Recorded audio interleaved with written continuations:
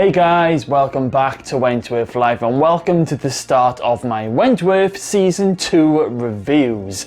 This season where things get a little bit crazy. Now, if you haven't seen my Season 1 reviews, then there is a playlist on this channel where you can go and binge watch the whole lot if you want to, and don't forget to hit that subscribe button. Okay then, Wentworth Season 2, Episode 1, Born Again. This is indeed the episode where Joan Ferguson arrives for the very first time. Now, I can remember while we were all waiting for Season 2 to begin, they were releasing some amazing Joan Ferguson promos, but none of us could really have expected the force that was about to enter Wentworth. Even before the opening credits roll, we are introduced to Joan Ferguson just as she finds a drug stash that Frankie has organised. Frankie is now the top dog and she is on the steam press.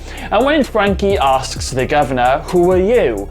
Joan replies, "My name's Miss Ferguson, but you can call me governor." Oh, Wentworth will never be the same again. Now, this first episode starts off quite brutal. Frankie forces these two women to fight in Boomer's cell because one of them must have basically made a mistake when they were trying to bring the drugs in and when Joan caught them. I mean, Boomer, she's loving it and she even records it on a mobile phone, but it's pretty brutal. This version of Frankie that we get in Season 2 is a version that I do not like. It's been 3 months since Jax was murdered by B, and Frankie has basically taken over as top dog, but she's also taken over the drugs supply. Now, I don't know what it is, but Frankie always seems to think, at least in Season 2, that if she's the top dog, then she somehow has to be in charge of the drugs.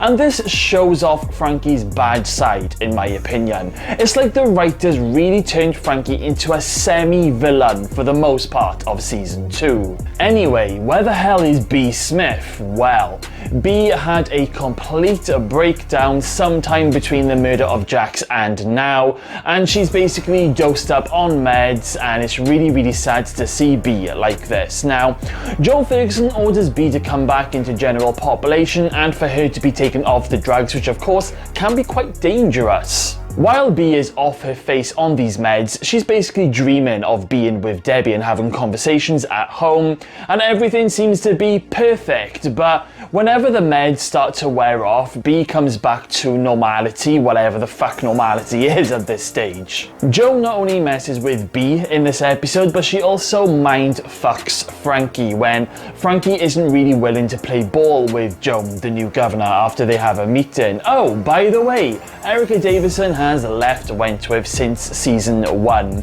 Frankie has been writing letters to her, but they never got sent, and Joan takes great delight in giving them back to Frankie.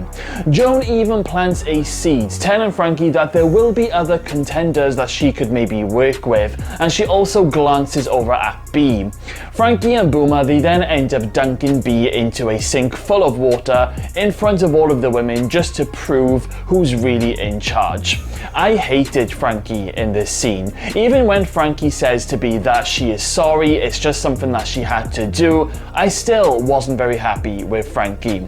Luckily, B has Liz and Doreen keeping an eye on her. There's a scene between Joan and Will which literally sows the seeds for this whole big Joan Ferguson storyline that we've got coming, and it's the scene where Joan asks Will about an inmate who took her own life while Will was a social worker.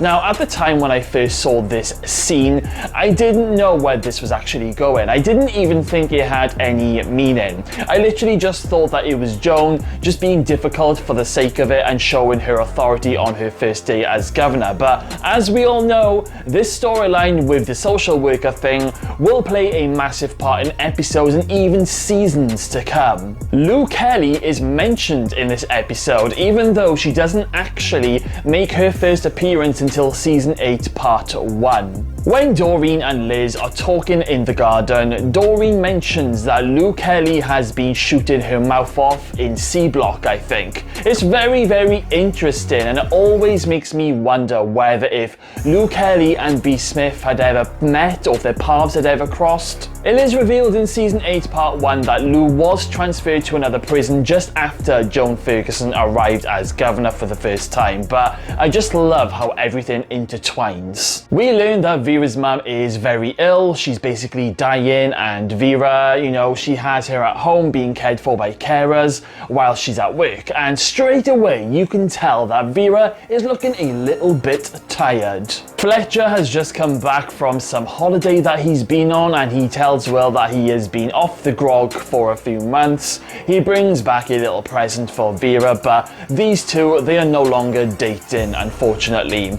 And Will still has no clue that Fletcher had that affair with his deceased wife, Meg. But everything always comes out in the wash. Going back to Bea now, who plays a big part in this episode. So Bea doesn't want to come off the meds. If she comes off them, then she won't be able to keep talking to Debbie inside her head, which is really heartbreaking. Bea even has a meltdown at one point and is restrained to the hospital unit beds. Bea then goes to see Frankie to get some unofficial sedatives, and just as Bea is about to take them, Liz comes into the cell and she basically lays it straight down to Bea. Debbie is dead. It's awful, it's horrible, but she is dead, and it was Braden Holt who took her away. And this actually goes into Bea's head when she breaks down with Liz. So towards the end of the episode, Bea takes one final sedative. Basically, it's just to say her goodbyes to Debbie, and Bea tells Debbie that she now has a reason. Then there's a knock on the front door, and when Bea goes to answer, who is standing there other than Braden Holt? And Bea comes out and says, "I'm gonna kill the fucker." Oh wow, I flipping love this moment, and my mouth genuinely dropped when I first saw this scene. I was so excited, I was like, yes Bea, this is what I want. Bea then flushes the rest of her sedatives down the toilet and just stares at a newspaper that has a photo of Braden on there, and the hatred in Bea's face during this final scene is just so powerful. You feel that hatred. Bea has been pushed to her limits, and now the gloves are off. Boomer brought a little bit of comedy in this episode when she dug up the mobile phone from Doreen's vegetable patch, and she is caught in the shower block by Fletcher and Will, and it's just so funny. Joan then proposes a plan to Doreen, asking her how would she like to start a garden project, which Doreen is more than happy to do. What I liked about Joan in this very first episode is how you really didn't know where you were with her. Was she a horrible character or not? And why does she seem so nice to Doreen but not so nice to Frankie? And what was the beef with Will? So many questions from Joan in this very first episode, and I flippin' love it. For me, this was a brilliant opening episode. It had some brutality, new characters, and we had Bea Smith back to her badass self by the end of the episode. I honestly feel that this is actually a 10 out of 10 episode. It just proves that you don't need a big stunt or a crazy death scene or, someone being shot down to create a powerful first episode. The storytelling is spot on as soon as this episode begins. My favorite moment in this episode is definitely the moment where Bea says that she's gonna kill the fucker. I cannot even put into words of how excited I was when I first saw this. My least favorite moment is gonna have to be that scene where Frankie forced those two women to fight in Boomer's cell at the start of the episode.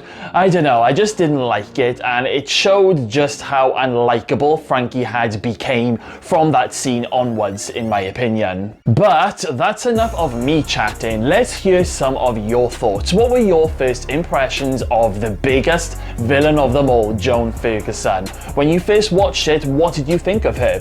And what did you think of this opening episode of season 2 as a whole? Let me know all of your thoughts in the comments box below. I tell you what guys, I'm so excited to be reviewing season 2 because we have got some fabulous stuff on its way. Okay then guys, well we have reached the end of today's video. Thank you all for stopping by today and taking the time to watch the video. Make sure you smash that subscribe button, stay safe out there, and I will see you all again very, very soon.